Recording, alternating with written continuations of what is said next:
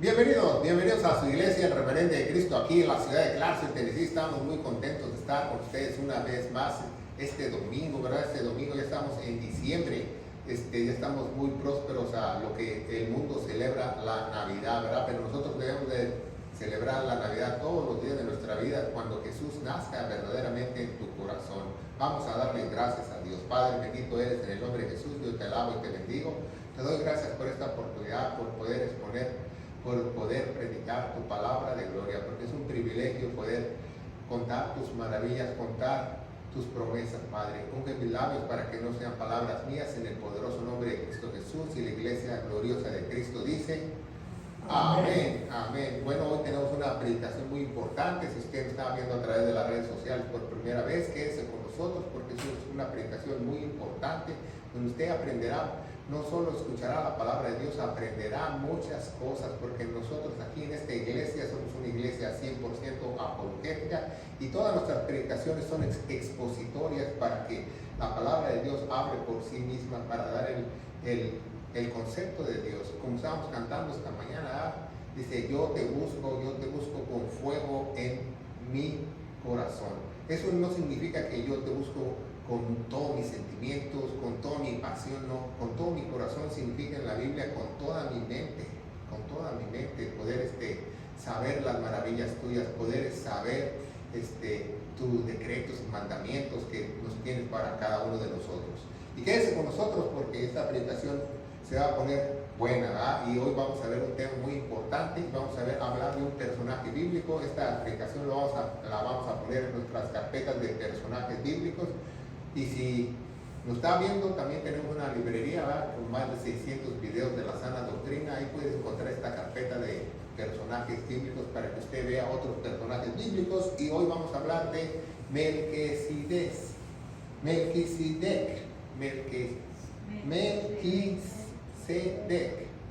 ¿Verdad? Pues a veces lo digo en inglés, ¿verdad? Pero este misterio lo vamos a ver de este gran misterio de Melquisedec en las Sagradas Escrituras. Y vamos a ver a qué se refiere este misterio, ¿verdad? Porque eso es, la mayoría de las personas no conoce quién es Melquisedec. No sabe. Muchas veces lo relacionan mal. ¿Y qué significa Melquisedec? Rey de justicia, ¿verdad? Melquisedec significa rey de justicia. Mucha gente dice que es rey de paz, pero no. Él era rey de Salem, que significa el rey donde se encuentra la paz, y lo vamos a ver más adelante a través de esa predicación qué significa, ¿verdad? Y quédense con nosotros, ¿verdad? Porque a través de esta predicación sabremos quién es exactamente Melquisedec y qué función tiene en el plan de Dios. ¿Qué función tiene en el plan de Dios? ¿Por qué es tan importante esta predicación? Porque yo me acuerdo que un día fuimos mi esposa y yo a la ciudad de Puebla a ver a unos hermanos ahí nos invitaron a unas iglesias, y unas iglesias muy muy diversas, ¿no? Porque fuimos a una iglesia que ni siquiera oraron y predicaron con un solo versículo. Pero después nos invitaron a casa de unos hermanos, y tuve esa gran oportunidad de ir con mi esposa a esa casa de este anciano que vivía en ese hogar, y él predicaba la palabra de Dios en su hogar.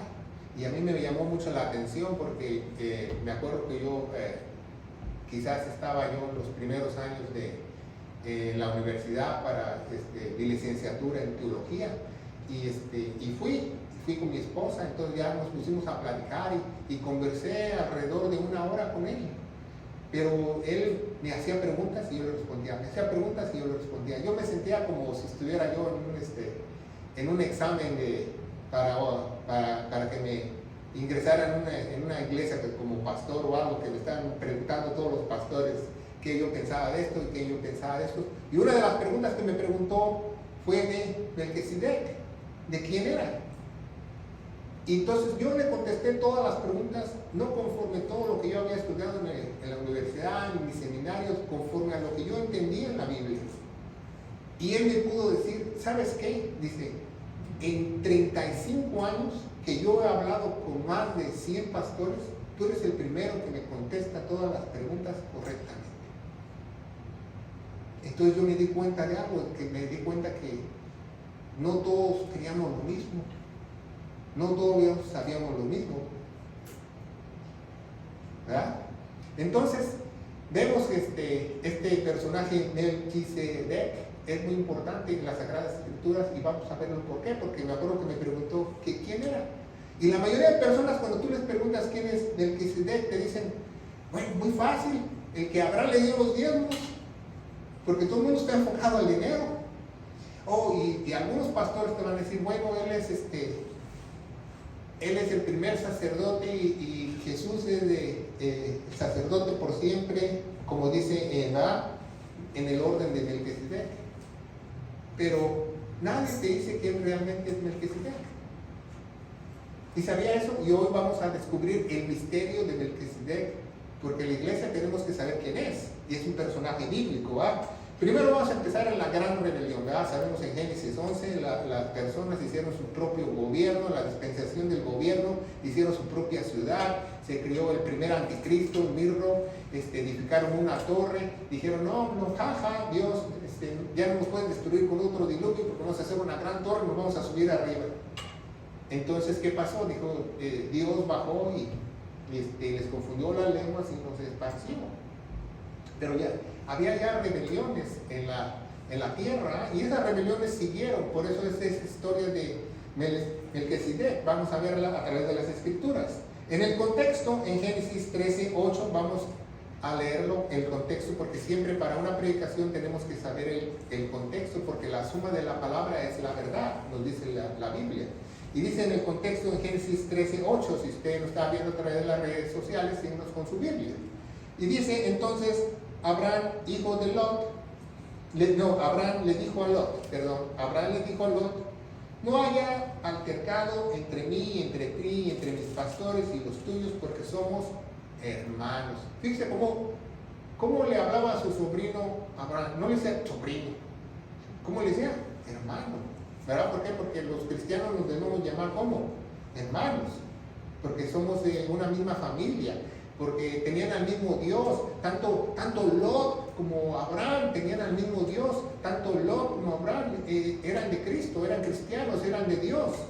Y dice el versículo 9, ¿verdad? Génesis 13:9, ¿no es toda la tierra delante de ti?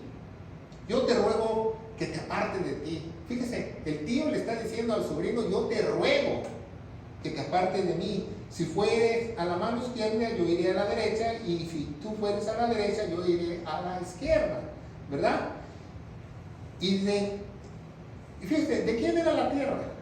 De Abraham, porque ¿a quién le dio Dios la tierra? ¿A Lot o a Abraham? Abraham, ¿correcto? Entonces dice, y alzó sus ojos y vio toda la llanura del Jordán, que toda era de riego, antes que destruyese el Señor Sodoma y Gomorra, como el huerto del Señor, como en la tierra de Egipto al entrar a Sonar.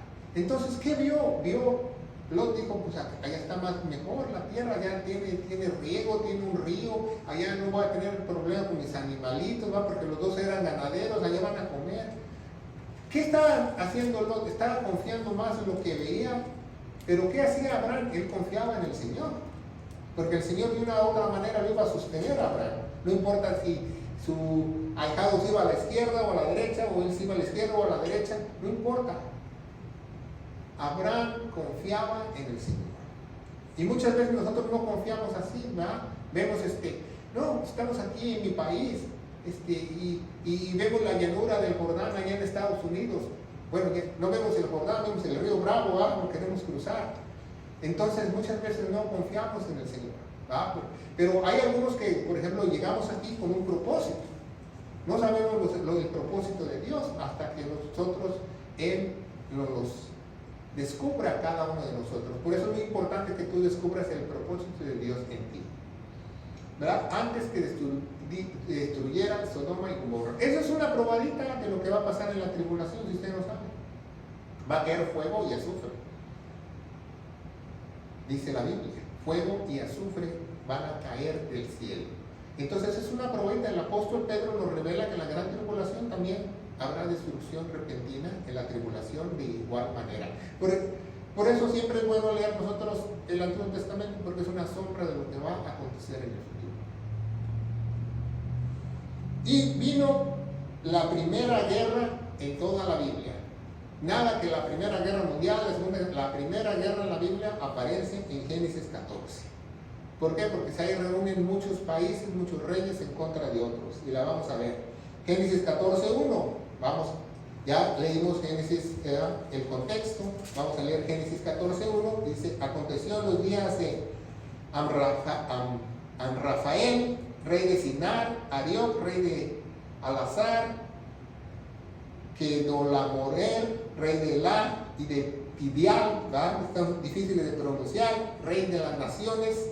Dice el versículo 2, 14:2, estos hicieron guerra, ¿verdad? Es la primera guerra que habla entre países y pueblos. Dice: estos hicieron guerra contra Berea, rey de Sodoma, y contra Birsa, rey de Gomorra, y contra Sinab, rey de Adma, y contra Semeber, rey de Seboim, y contra el rey de Bela, la cual es Zoar. Entonces hubo una guerra que se involucraron muchas naciones, muchos países, muchos príncipes, muchos reyes.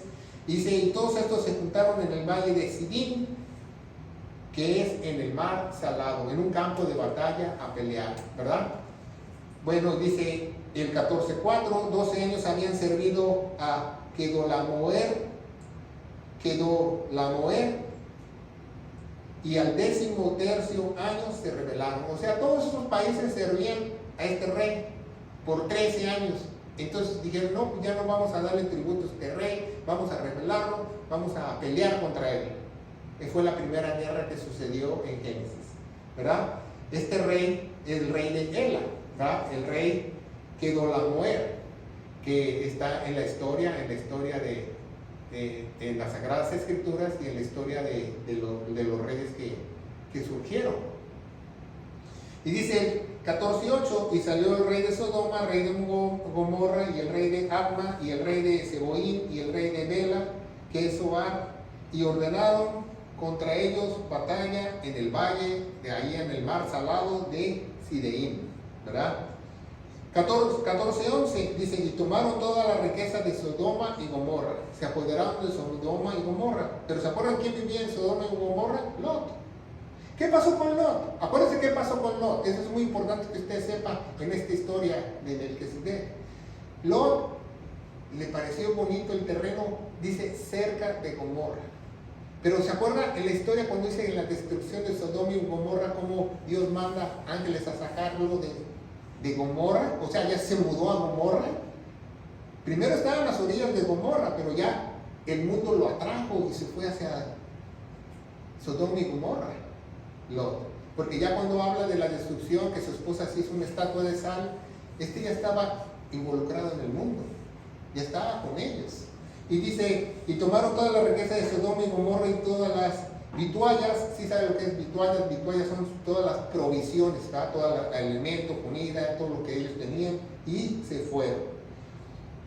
14:12, tomaron también a Lot, hijo del hermano de Abraham, su sobrino, que moraba ¿en dónde? En Sodoma. Entonces ya se había mudado ahí, ya tenía casita ahí, Sodoma, y su hacienda. Entonces tenía todas sus riquezas ya ¿dónde? Dentro de la ciudad. No solo tenía él sus tiendas, sus pastores, al lado de donde le dijo a Abraham que se iba a ir, él ya se fue más para allá, ya se metió a la ciudad y se fueron, ¿verdad? Lot es un sobrino, él era muy joven, él, a comparación con Adán, él le llevaba muchos años, ¿verdad? Entonces dice el 14:13, y vino uno de ellos, ¿verdad? Uno de los que se escaparon, y denunció a Abraham el hebreo. Y Abraham era hebreo. ¿Por qué? Porque venía de los asirios y fue a la tierra de Ur. Entonces él desciende de los hebreos, ¿va? Estamos estudiando las dispensaciones, vemos que el linaje del Mesías cómo va. Y dice: y que habitaban en el llano de Maré, Amorreo, hermano de Escol y hermano de Aner, los cuales estaban confederados con Abraham. O sea, también había otros grupos con Abraham, ¿verdad? No solo Abraham estaba solo en la llanura, había otros ahí. Y dice, y oyó Abraham que su hermano estaba prisionero. ¿Por qué dice hermano si era su sobrino? Porque era hermano en Cristo, ¿verdad? Era hermano en la fe. Y dice, y oyó que su hermano estaba prisionero y armó a sus criados.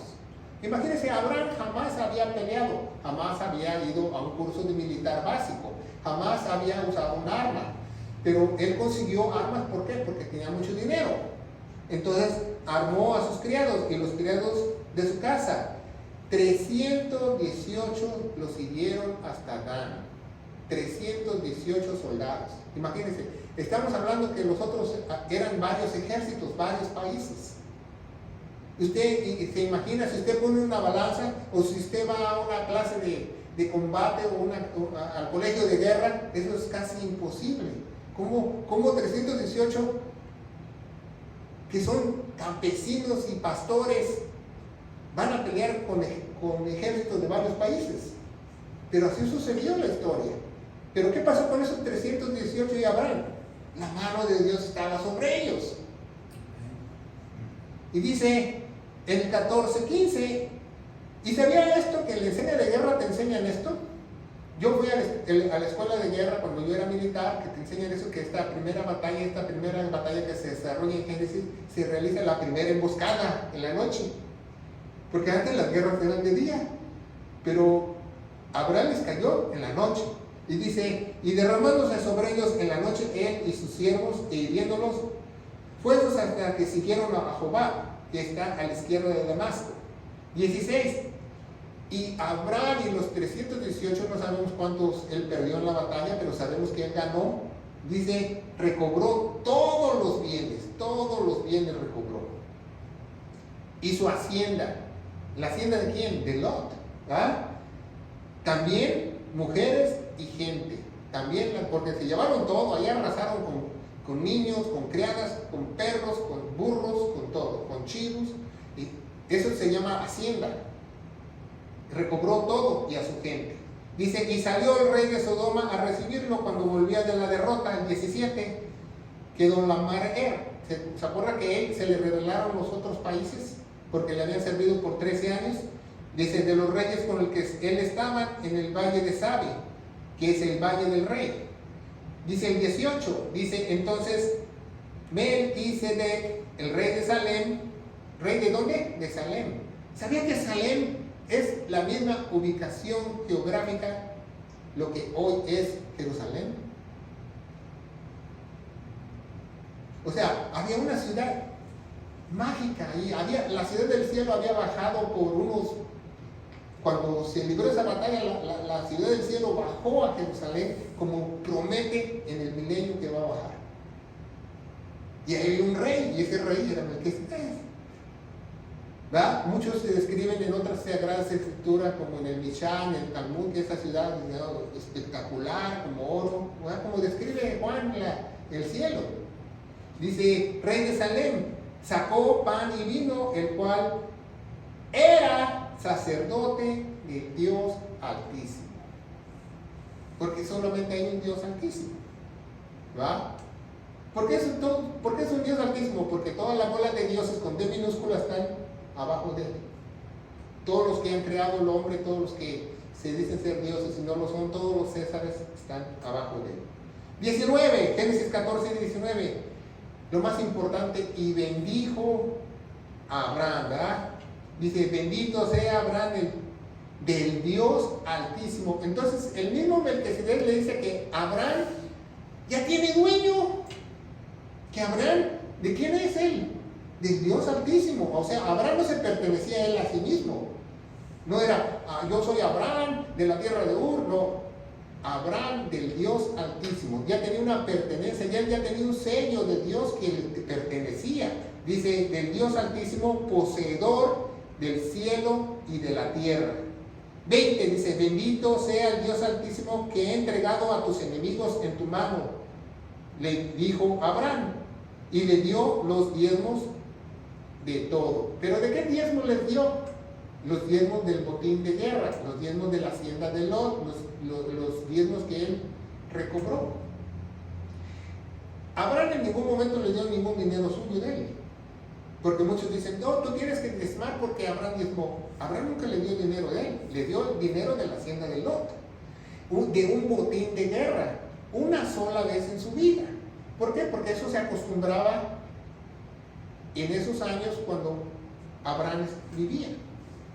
No por otra razón, porque ya existían los diezmos antes de la ley, no. Y si tú eres hijo de Abraham, deberías hacerlo de Abraham. Bueno, pues si tú eres hijo de Abraham y deberías hacerlo de Abraham, pues solamente diezmo una vez en toda tu vida y esto tiene que ser un botín de guerra. Pero usan esa historia para engañarte falsamente. Porque lo más importante no es que Abraham le dio los diezmos, lo más importante es que el mismo Dios lo bendijo. Eso es lo más importante de esta historia. Porque no cualquiera lo bendijo. No cualquiera le dio de su pan y de su vino. El mismo Dios le dio de su pan y de su vino. No le dijo, no, tienes que, no, nada de eso le dijo. Entonces dice, le dio los diezmos de todo, ¿verdad? Pero lo más importante es que lo bendijo. Eso es lo más importante de esta historia. Por eso es muy importante saber quién es Melquisedec. Es muy importante que tú aprendas esto esta mañana. ¿Por qué? Porque Melquisedec no fue. Porque Melquisedec siempre es, y lo vamos a ver a través de las Sagradas Escrituras. Porque Melquisedec vive para siempre. Bueno, vamos a ver en Hebreos 5. Vamos a poner el apóstol Pablo escribe el libro de los Hebreos, ¿verdad? Sus primeras cartas apostólicas, que él escribe primero los 12 primeros capítulos a las 12 tribus de Israel, después posteriormente él escribe el capítulo 13 cuando Timoteo trae los pergaminos que él se los pide. Lo dicen las Sagradas Escrituras, en las epístolas de Pablo. ¿Qué es una epístola? Una epístola es que alguien le escribe a Pablo y Pablo le responde. Es una correspondencia de carta. Y dice, porque todo sumo sacerdote, Hebreos 5:1, todo sumo sacerdote tomado entre los hombres, es constituido a favor de los hombres en lo que Dios toca, para que ofrezca presentes y sacrificios por los pecados. ¿Para qué seleccionan un sacerdote? Para que él ofrezca sacrificios por los pecados y regalos o presentes por los pecados. Hebreos 5:2, que se pueda compadecer, que este sacerdote se pueda compadecer de los ignorantes y de los errados, porque él también es rodeado de flaqueza. ¿Qué quiere decir ahí la Biblia? Que los sumos sacerdotes hombres están rodeados también de flaquezas y de pecados, al igual que el pueblo de Israel en ese entonces.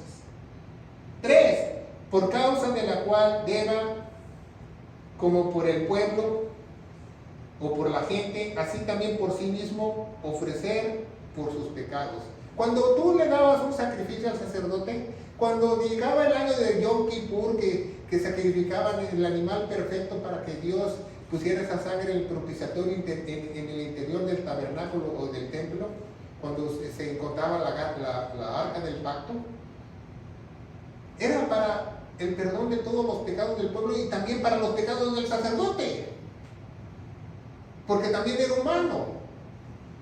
No solamente, ay, Padre, el sacerdote, perdóname por mis pecados. El mismo sacerdote dice, yo también soy pecador, yo también tengo que sacrificar, yo también tengo que ofrecerte este sacrificio por mis pecados, por mis flaquezas. El 4 dice, ni nadie toma para sí mismo lo que está honra, sino el que es llamado de Dios, como lo fue Aarón. Todos los sacerdotes que hay, Hebreo nos explica, todos los sacerdotes que hay, los ha llamado Dios. Aquí no hay nadie que te fuiste al seminario de sacerdotes y te hicieron sacerdote. Todos los sacerdotes los ha llamado Dios. Y les dio una instrucción en el Antiguo Testamento que estos todos iban a ser del linaje de Leví. Por eso Leví no tenía heredad, no tenía tierra, en la tierra prometida. ¿Por qué? Porque cuando llegaba un sacrificio, llegaban las vaquitas, llegaban las palomitas, llegaban las ofrendas de cebada, porque también había ofrendas de cebada y de trigo y de paz. A ellos les tocaba de esa comida, porque ellos no tenían tierra para producir. De eso vivía el pueblo de Leví, sirviendo del templo y recibiendo de las ofrendas. 5, dice, así también Cristo no se glorificó a sí mismo, así como Dios pone a los sacerdotes, así Cristo no se glorificó a sí mismo, para ser hecho sumo sacerdote. Sumo sacerdote. ¿Quién es nuestro sumo sacerdote? Jesús. Entonces, si Jesús es nuestro sumo sacerdote, tú no puedes tener remisión o perdón de pecados en ningún otro lado más que en Jesús. No importa que tú le ores a una virgen, que prendas una velita, que tú le rogues a Yahweh, a Jehová o quien sea, si tú no vas con el sumo sacerdote, nadie te perdona. Porque Él está puesto como sumo sacerdote. Sino que le dijo, tú eres mi hijo, el cual yo he engendrado hoy. Engendrado quiere decir que tú saliste de mí. ¿Verdad? Porque sabemos que la Virgen concibió por el Espíritu Santo. Dice Hebreos 5:6, como también dice en otro lugar, tú eres sacerdote eternamente. O Jesús es nuestro sacerdote temporal o eterno. Yo te pregunto a ti que me estás viendo a través de las redes sociales. Es nuestro sacerdote eternamente, según el orden de Melquisedec. ¿Por qué? Porque Dios puso otro orden al sacerdocio, lo vamos a ver, que quitó el orden levítico, y porque el orden levítico era un sacerdocio de hombres. Por eso, si tú no estás viendo a través de las redes sociales, si tú tocas en una iglesia y tú tocas adoración, dices, yo soy levita, estás muy equivocado, porque ya no es sacerdocio levita. Ya estás fuera del lugar, porque el orden de ahora es del orden de Melquisedec. 7, dice, el cual los días de su carne, cuando hubo ofrecido oraciones y suplicaciones, a gran clamor y lágrimas. ¿Por qué? Porque lloró en el jardín, ¿verdad? Lloró en el jardín de Jesús lágrimas de sangre. ¿Se acuerdan? ¿Se acuerdan? Dijo, Dios, no quiero pasar esta copa amarga en el Getsemaní. Dice, el cual ofreció oraciones y suplicaciones con gran clamor y lágrimas, es aquel que podía salvar de la muerte y fue oído en el que temía. Eso nos enseña la Biblia, que a pesar que Jesús era Dios, temía al mismo Dios. Jesús era el Hijo de Dios, temía al mismo Dios. Por eso lo obedecía. 8, dice, aunque era hijo, aprendió obediencia por las cosas que padeció. ¿Por qué? Porque fue obediente hasta la cruz. Nadie hay más así de obediente en la faz de la tierra. Dice Juan, ¿verdad?, que no hay amor tan grande que alguien dé su vida por sus amigos. No hay amor tan grande. O usted le dijera, ok, tú vas a ser de Dios y esto y lo otro, me vas a obedecer hasta la muerte y tú vas a morir en la cruz por toda la bola de pecadores, o que tú no tengas la culpa. Eso le dijeron a Jesús. Dice, ¿cómo yo voy a morir por todos los pecadores si yo soy un hombre sin pecado? Él obedeció las cosas que padeció. Y esa es una joya de la Escritura. Si usted tiene su Biblia, subráyela o apréndesela. Dice, siendo hecho perfecto, fue hecho autor de la salvación eterna. Entonces, ¿Dios nos salvó temporalmente o eternamente? Yo le pregunto a usted, a todas aquellas personas que predican mal la palabra de Dios, dice que la salvación se pierde. Entonces, ese versículo bórrelo de su Biblia, porque fue autor de la salvación, ¿qué? Eterna. ¿Para quién? Nada más para fulano, mangano, no, para todos, para todos, para todos, para todos, para todos, para todos los que lo obedecen. Pues es obvio que si tú crees a alguien, lo vas a obedecer. Tú no puedes decirle a alguien, yo te creo, pero no hago las cosas. Eso es ilógico, ¿verdad? Eso es una creencia falsa. Ese es alguien que no confía en lo que cree. Es alguien que es alguien bipolar, alguien que tiene dos caras, como dicen en inglés, un hombre de doble ánimo. Tú si crees, tienes que hacer las cosas. Tú no puedes decir yo creo y no hago. Ok, tú puedes decir, por ejemplo, dice, yo creo que soy hombre y me visto como mujer. No va. Entonces, si tú crees que eres hombre, te vistes como un hombre. Si tú crees que eres una mujer, te vistes como una mujer, actúas como una mujer. No puedes decir, yo creo que yo soy un hombre, o yo creo que soy un varón, o yo creo que soy un joven y actúo como un niño. ¿Por qué? Porque si tú crees algo, lo tienes que obedecer. ¿Qué significa obedecer? ¿Cuál es el ejemplo bíblico que nos pone? Nos pone Filipenses 2:8. ¿Qué significa obedecerle a Dios? Dice, siendo hallado en condición de hombre, en Filipenses 2:8, se humilló a sí mismo.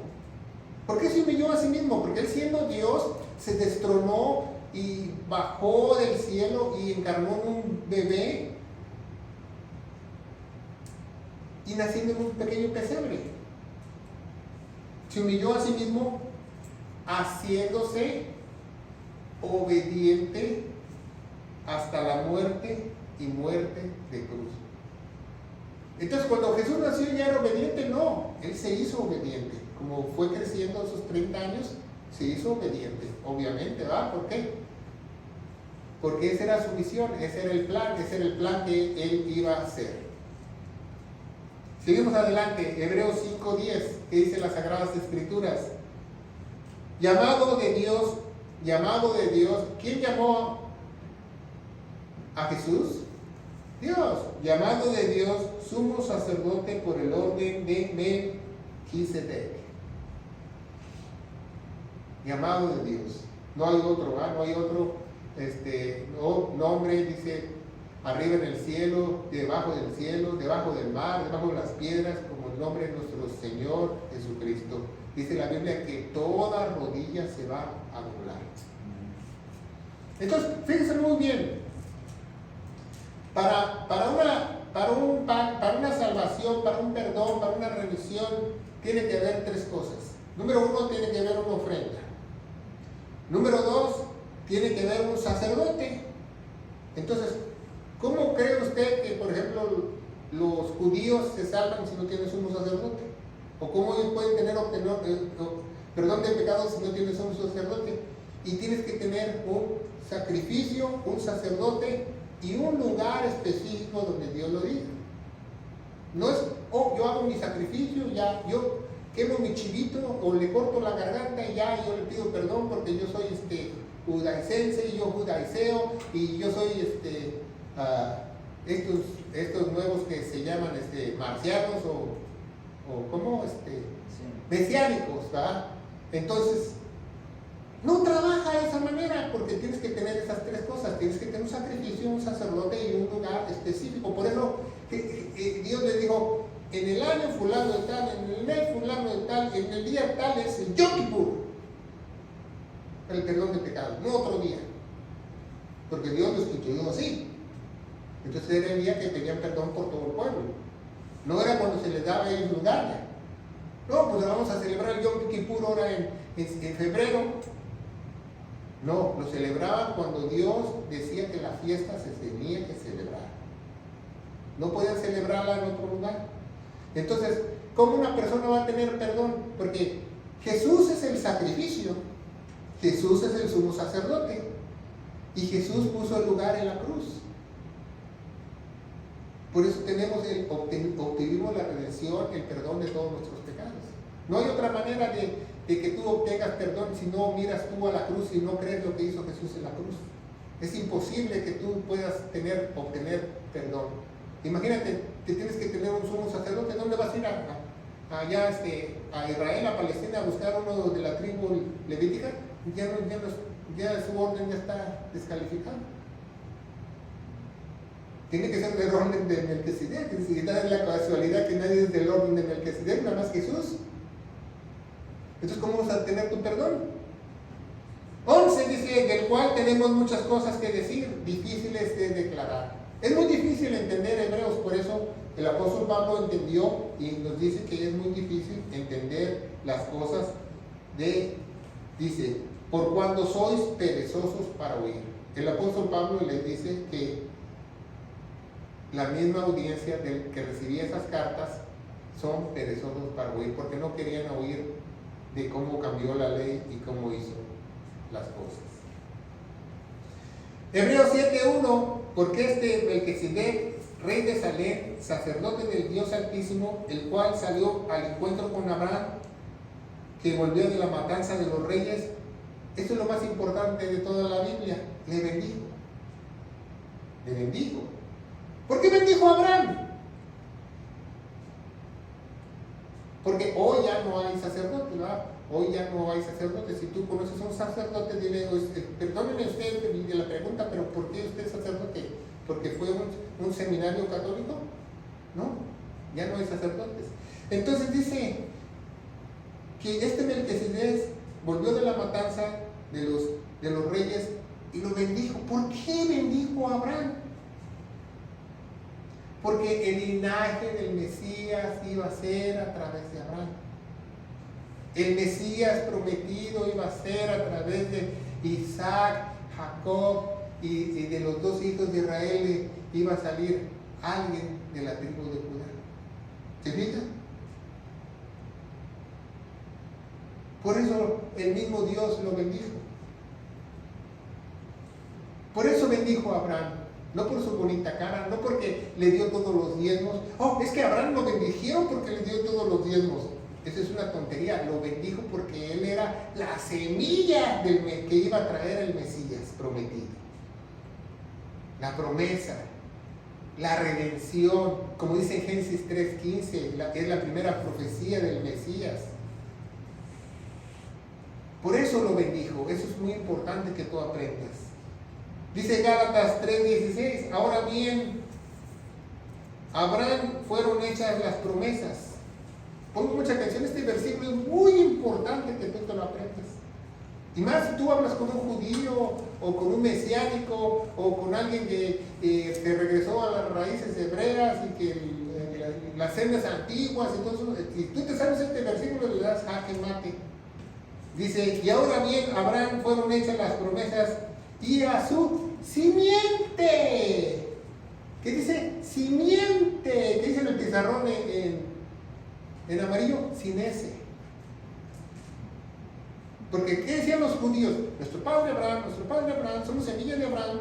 No, las escrituras dicen simiente sin ese. Dice, y fueron hechas las promesas y a su simiente. No dice simientes con ese. Pablo les aclara, no dice simientes con ese, para que ustedes se apunten y digan, yo soy del padre de Abraham, yo soy del padre de Abraham, yo soy del linaje de Abraham. ¿Ya? A todos esos que cantan, nuestro padre Abraham, nuestro padre Abraham. Dice simientes sin ese. Como de muchos y no como de uno, y la simiente la cual es Cristo Jesús. No hay otra simiente. El pacto es hecho a la simiente, a Él, a Cristo Jesús. A la casa de Isaac, a la casa de Jacob, a la casa de David. Ese es el pacto. Y todos los que se allegan a Cristo. Ese es el pacto.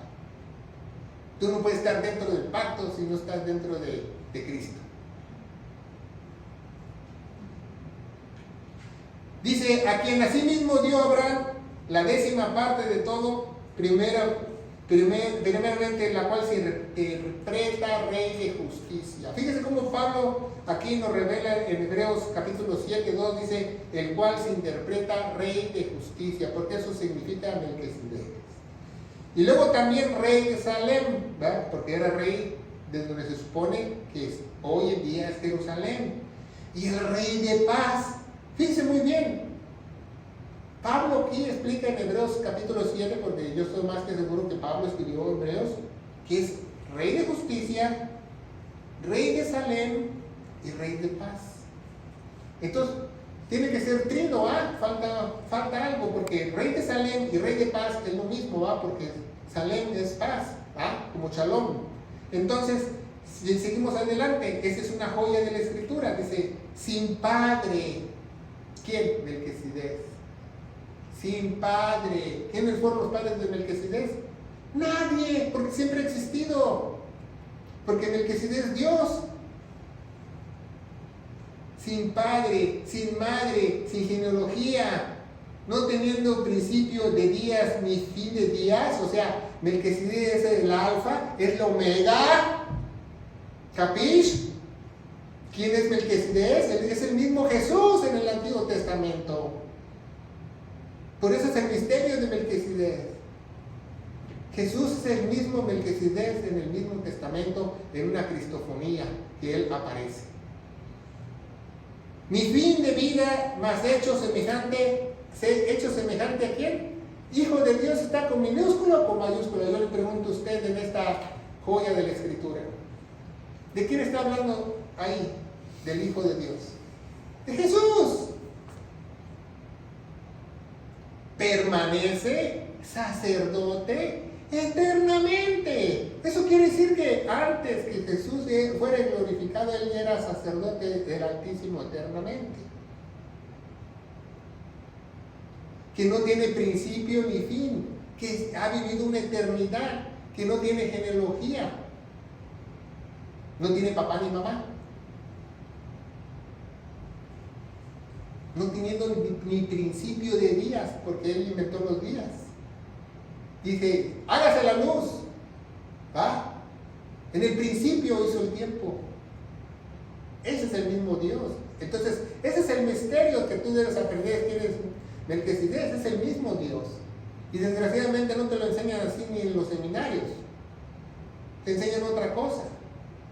Porque hoy en día los seminarios han estado muy corrompidos desde el año 1960, desde el año 1970. ¿Sí sabes qué pasó en los años 60 y 70? ¿No sabes? Si tú nos estás viendo a través de las redes sociales, hubo un montón de americanos que se dejaron crecer el pelo y se pusieron a fumar marihuana. Y decían amor y paz, y Cristo es amor. Eso se les llama Jesús freaks, Jesus freaks, si usted no lo sabe. Y todas esas personas empezaron a enseñar.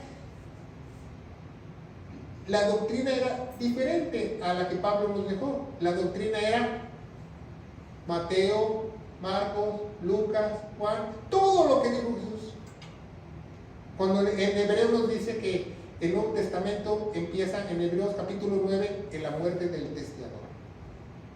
Entonces eso empezaron a enseñar. ¿Y qué creen que esos de los 60 y 70 que tenían el pelo largo, pues ahorita son pastores? Ahorita predican de eso. Eso enseñaron a otros. Sí, Jesús vino a las ovejas perdidas de la casa de Israel, y Jesús fue profeta y profetizó tanto del reino de Dios como del reino de los cielos, pero también nos dejó muchas enseñanzas para la iglesia. Pero tienes que saber dividir la palabra correctamente, como dice Timoteo, según en Timoteo 2:15. Presentarte como obrero aprobado, que no tiene nada que avergonzarte, porque si no te vas a hacer bolas. Permanece para siempre. Fíjense muy bien. Rey de justicia, rey de paz o rey de Salem, y rey eterno. Rey eterno. Por eso abre bien tus oídos y abre bien tus ojos. ¿Quién es Jesús? ¿Y cuáles son las doctrinas que Jesús dejó para su iglesia? ¿Por qué? Porque hoy en día desgraciadamente te siguen predicando otra cosa que no es. Yo conozco así muchos hermanos en Cristo Jesús que van a los a evangelizar, van a las cárceles y puro Mateo, Lucas, Juan, Mateo, Lucas, Juan. Ninguno sabe nada de Pablo. Cuando la Biblia dice en Romanos 2:16 que todos vamos a ser juzgados por el evangelio de Pablo. Y dice Isaías 9:6, esa es otra joya de la escritura, porque un niño nos es nacido, ¿verdad? Ahora que viene de Navidad, ahora que viene de que celebran el supuesto nacimiento de nuestro Señor Jesucristo, que no sucedió en diciembre, pero lo celebra la humanidad y gracias a Dios lo celebra. Nos es dado el principado sobre su hombro, llamarse su nombre admirable. Admirable está con A mayúscula o minúscula. ¿Quién es Dios? Consejero, con mayúscula. Dios fuerte. Entonces el que nació en el pesebre, ¿quién es? Dios.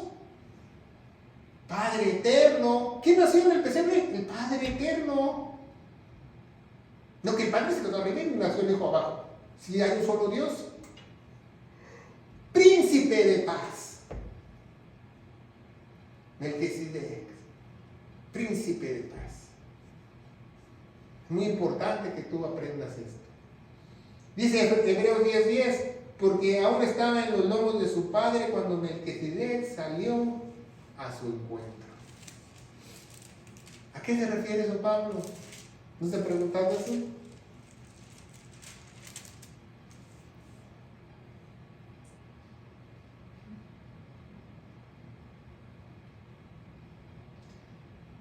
Y tú si celebras la Navidad o celebras a Jesús o celebras al príncipe de paz, al admirable consejero, celébralo en tu vida todos los días. No solamente pongas un día en tu calendario y te creas lo que dice la televisión, que el espíritu de la Navidad ese ni existe.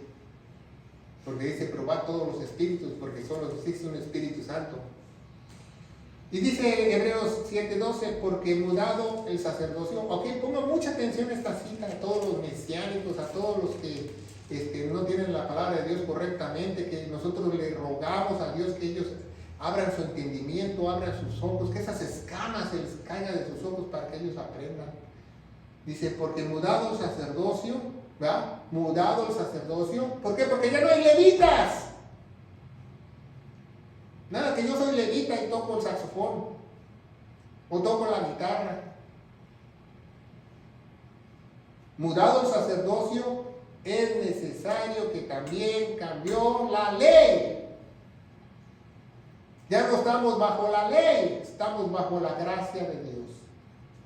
La ley de la fe que Dios nos pone en nuestros corazones, como dicen Romanos. Ya no estamos bajo la ley. ¿Y qué pasa cuando tú enseñas o lees Mateo, Marcos, Lucas? Jesús habla de la ley. Porque Jesús vino a cumplir ¿qué? La ley. ¿Qué iba a hablar Jesús de otra cosa? No. Jesús no iba a hablar de la gracia, por eso mandó a Pablo. 7:14, porque es evidente. Hay evidencias históricas. El más grande historiador, Josefo, que es judío griego, escribe también que nuestro Señor nació de Judá, cuya tribu, nada, absolutamente nada, Moisés habló tocante al sacerdocio.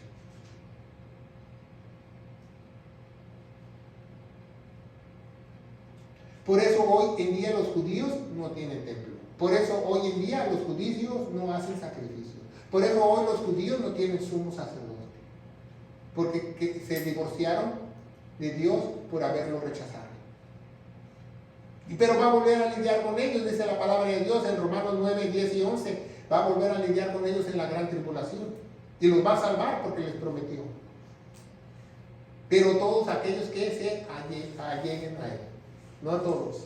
15. Aún mucho más evidente según la semejanza de Melquisedec, según la semejanza del mismo Dios, se levanta otro sacerdote.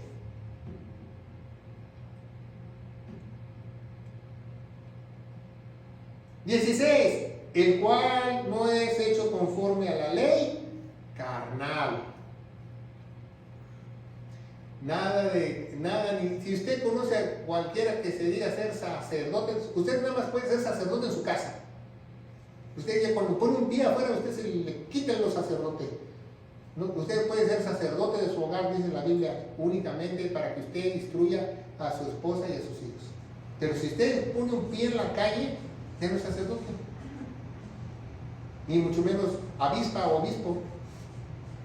Dice, el cual no es hecho conforme la ley carnal, según el poder de una vida inmortal. Es el nuevo sacerdocio que es inmortal, es inmutable, es eterno.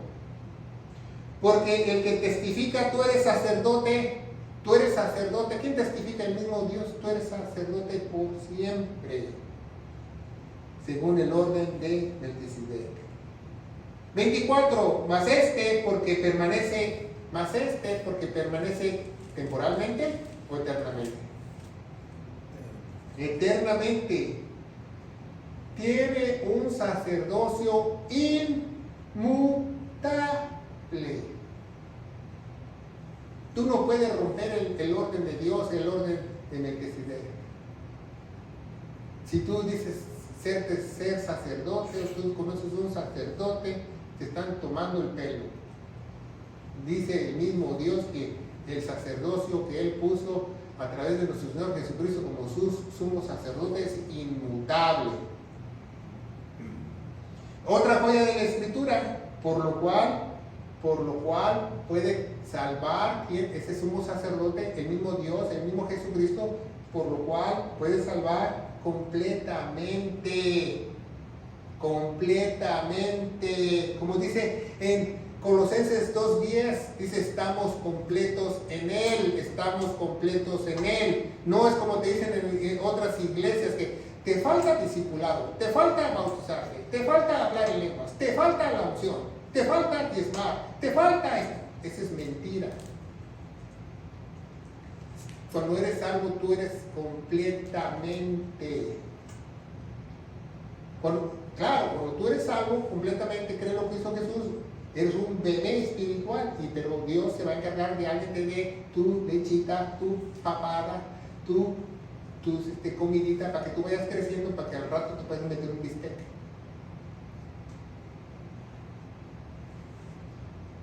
Papada de comida, no papada esta. Y dice, lo que según se allegan a Dios por siempre. Eso es lo mismo que dice en Timoteo A, que es el único intercedor entre los hombres y Dios, Jesucristo nuestro Señor. Es lo mismo que dice papilla, no papada, papilla. Gracias, se me olvida, dejé mi español allá en la casa.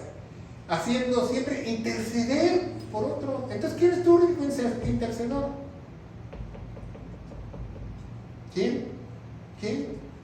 Dice en Timoteo que Jesucristo es el único intercesor. Aquí también lo dice en Hebreos que es el único intercesor. No hay otro intercesor. No hay otro árbitro entre tú y Dios. Más que Él. Ahora que está el mundial de moda, no hay otro árbitro. Y el único que te puede sacar la tarjeta roja es Dios. Pidiendo para siempre para interceder por su gloriosa iglesia. Intercesor para su gloriosa iglesia. Porque tal sumo sacerdote nos conviene. ¿Por qué Dios cambió el sacerdocio? Porque nadie era salvo con el otro sacerdocio levítico. Porque nadie cumplió la ley. A mí me causa eso gracia que en todas las iglesias tú lo primero que llegas te enseñan los 10 mandamientos. Los 10 mandamientos ni siquiera son vigentes. Porque la ley fue cambiada. Porque tal sumo sacerdote nos convenía. ¿Por qué? Porque toda la bola de sacerdotes desde Aarón y toda la bola de levíticos tenían flaquezas, errores, porque eran hombres. Pero el sacerdote que tenemos hoy es santo, inocente, libre de mancha, apartado de los pecadores y ensalzado en los cielos, glorificado en los cielos. Nuestro Señor Jesucristo. Vemos que Melquisedec es Cristo en el Antiguo Testamento. Podemos ver muchas cristofonías, ¿verdad? No cristofobias, ¿verdad? Como el otro día estaba yo enseñando una clase que se me olvidó el nombre de cristofonías. Se llaman cristofonías cuando Jesucristo se enseña en el Antiguo Testamento como el ángel del Señor, como en muchas ocasiones, ¿verdad? Como dice en 1 Corintios 10, ¿verdad? Acabamos de estudiar 1 Corintios 10 la semana pasada, dice 10:4, eso todos vivieron de la misma roca espiritual, la cual esa roca con mayúscula es que Cristo está hablando de en Horeb, en Arabia, cuando Moisés golpeó esa piedra. Ya vamos a terminar. Y seguimos adelante, y dice en Jueces, el ángel del Señor se le apareció, no dice el ángel de Jehová, dice el ángel del Señor se le apareció y déjale el Señor contigo, varón esforzado. Gloria a Dios, ¿verdad? Entonces vemos que en Jueces 6:33 dice Gedeón dijo a Dios. ¿Gedeón dijo a quién?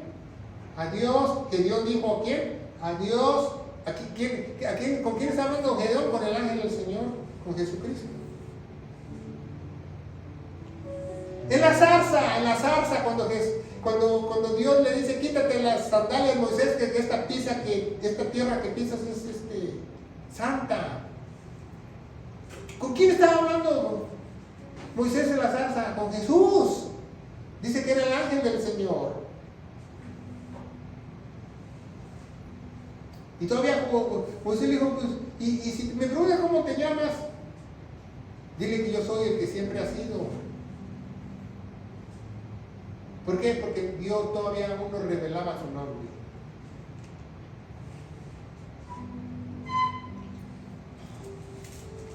Actos 7:45, Hechos de los Apóstoles, nos dice que Jesús dio a las personas en el Antiguo Testamento. En muchas Biblias lo han cambiado por Josué, pero no es cierto, es Jesús. Jesús ha estado siempre, Jesús siempre estará, Jesús es el principio y el fin, Jesús es el eterno, Jesús siempre ha vivido por los siglos de los siglos.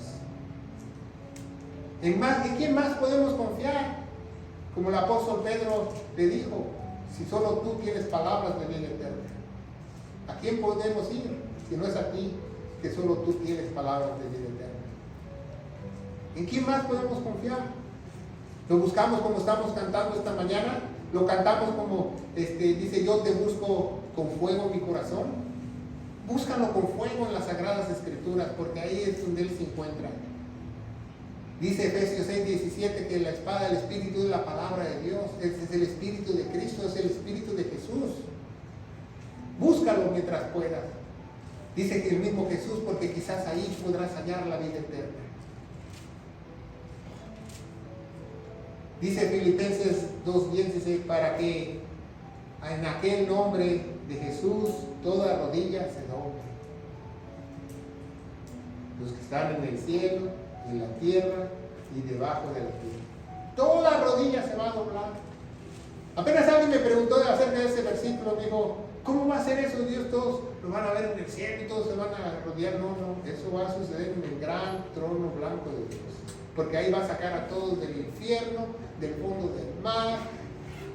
Todos van a pasar formaditos y la iglesia va a salir. Toda rodilla se va a doblar. Y si no, ahí va a estar un ángel para que le dé un chicotazo y se doble. Pero hay una solución.